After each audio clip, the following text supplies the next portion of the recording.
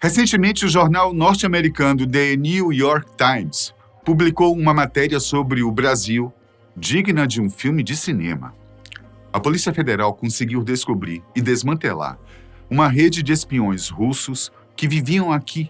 Ao todo, foram descobertos 9 espiões que viviam normalmente suas vidas, com identidades brasileiras reais, mas cada um deles possuía uma missão específica e deveriam prestar contas individuais ao governo russo. Dentre todos os descobertos, apenas um deles segue preso. Mas apesar de os demais terem conseguido escapar do país, a Polícia Federal encontrou um meio de atingi-los onde quer que estejam. Nesse vídeo você confere como essa descoberta foi feita. Quem eram os russos disfarçados no Brasil e como, mesmo sem admitir que eram espiões, o governo russo segue tentando extraditar o único que cumpre pena em uma prisão brasileira. É uma história que pode acontecer só nos filmes, mas que algumas pessoas estavam literalmente dormindo ao lado de um espião. A reportagem do The New York Times foi publicada em 21 de maio de 2025. No entanto, o caso é relativamente antigo, tendo se iniciado em 2022. Tudo começou em abril de 2022, quando o russo Sergei Cherkasov foi detido em Amsterdã, na Holanda. Na ocasião, ele tentava entrar no país com o passaporte brasileiro de Victor Miller Ferreira. Ele estava prestes a começar um programa de estágio no Tribunal Penal Internacional de Haia, cujo foco seria investigar crimes de guerra russos na Ucrânia. Após ele ser pego pelas autoridades holandesas e obrigado a retornar ao Brasil, a CIA logo mandou uma mensagem urgente à Polícia Federal Brasileira, relatando se tratar de um espião russo fingindo ser um brasileiro. Ainda sem provas concretas, a Polícia Federal não poderia simplesmente prendê-lo. Então optaram por mantê-lo em uma vigilância constante. Por fim, os policiais conseguiram um mandado para prendê-lo, mas não por espionagem, e sim por uso de documentos fraudulentos. O único problema é que todos os documentos brasileiros que ele tinha em mãos eram autênticos. Ele tinha em mãos um passaporte, título de eleitor, certificado de serviço militar e certidão de nascimento, todos autênticos. E além disso, o tempo todo ele seguia afirmando ser um cidadão brasileiro, negando qualquer tipo de ligação com a Rússia. Sem acreditar nele, a Polícia Federal decidiu investigar mais a fundo e, ao analisarem sua certidão de nascimento, conseguiram encontrar uma falha na história que ele vinha contando. A certidão indicava que Victor Miller Ferreira havia nascido em 1989, no Rio de Janeiro, filho de uma mãe brasileira.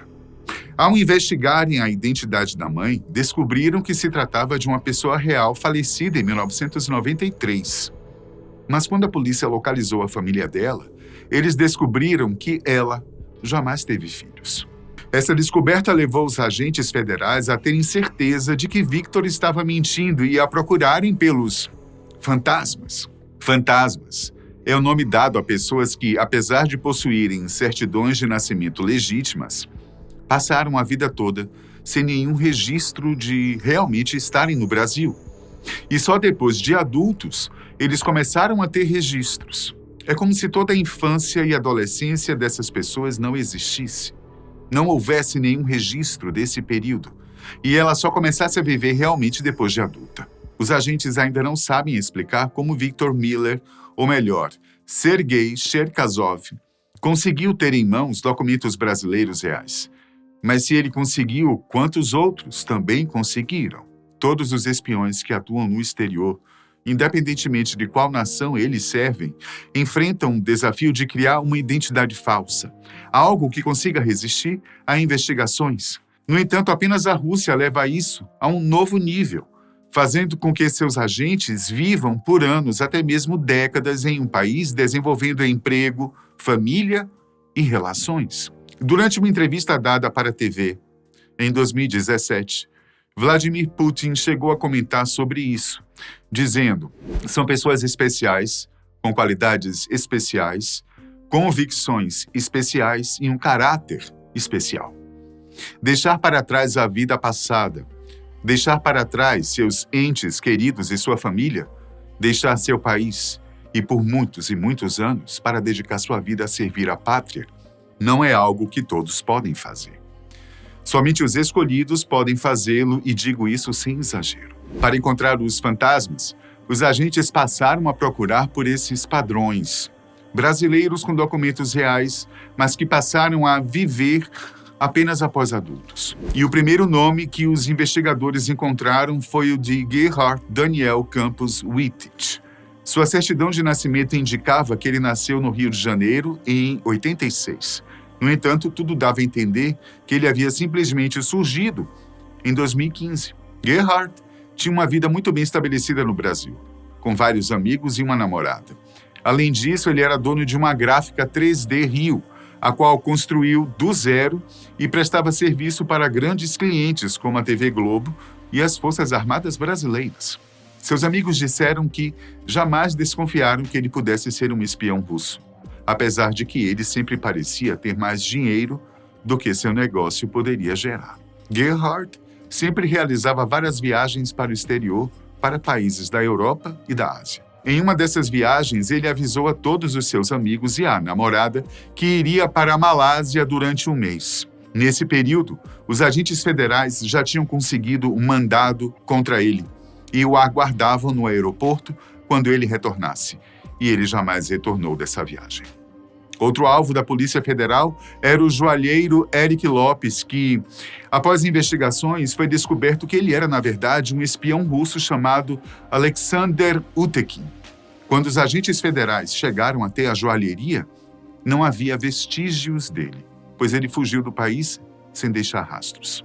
A polícia ainda não sabe explicar se houve algum evento que alertou os espiões e os fez voltar para a Rússia, bem quando eles estavam sob investigações. A principal teoria desenvolvida por especialistas em inteligência dizem que a debanda dos espiões russos foi motivada pela guerra da Ucrânia. Após a guerra iniciar, a maioria dos países ao redor do mundo se voltaram contra a Rússia, fazendo com que seus espiões atuassem sob ainda mais riscos. O próprio Brasil sempre manteve uma neutralidade com a Rússia e, mesmo após a invasão da Ucrânia, a relação entre os dois países permaneceu amigável. Por causa disso, após ficar comprovado que a Rússia mantinha espiões no território brasileiro, isso abalou a relação entre os países. Aliás, por que eles vieram justamente para o Brasil e não algum outro país que tivesse conflitos diretos com a Rússia? Foram vários os motivos para isso.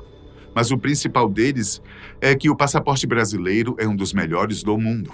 O Brasil não possui histórico de conflitos internacionais, o que faz com que sejamos aceitos em praticamente todos os países do mundo. Além disso, por se tratar de um país muito miscigenado, alguém com traços europeus não se destacaria muito por aqui.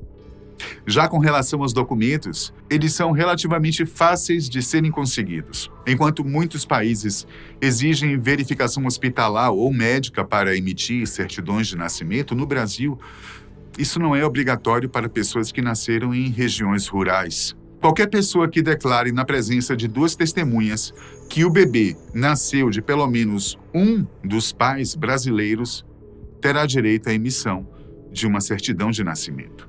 E como não é segredo para ninguém, o sistema é altamente suscetível a falhas, facilitando que esses documentos sejam conseguidos. Mas é bom ressaltarmos que os espiões russos não estavam aqui para investigar o Brasil, para influenciar em decisões políticas ou algo do tipo.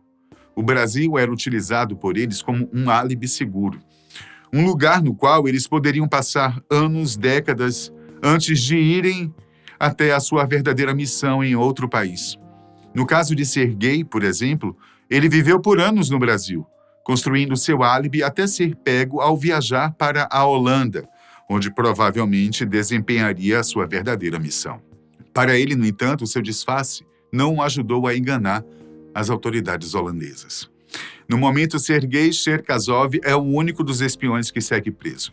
Ele foi condenado por falsificação de documentos e sentenciado a 15 anos de prisão, mas ele conseguiu que sua pena fosse reduzida para 5 anos. A Rússia ainda segue sem se pronunciar sobre a situação e não reconhece Sergei como espião. Contudo, em uma manobra para tentar fazê-lo voltar para o seu país, o governo russo alegou que ele era um traficante de drogas procurado e solicitou que ele fosse extraditado para cumprir pena em seu país. A legislação russa, nesse sentido, é bem mais pesada do que a brasileira, o que torna suspeito o fato de ser gay ter demonstrado interesse em ser enviado para uma prisão na Rússia. Para responder ao pedido russo, a Polícia Federal alegou que, se ele realmente é um traficante de drogas internacional, é ainda mais importante que ele permaneça preso por mais do que apenas 5 anos, enquanto as investigações acontecem.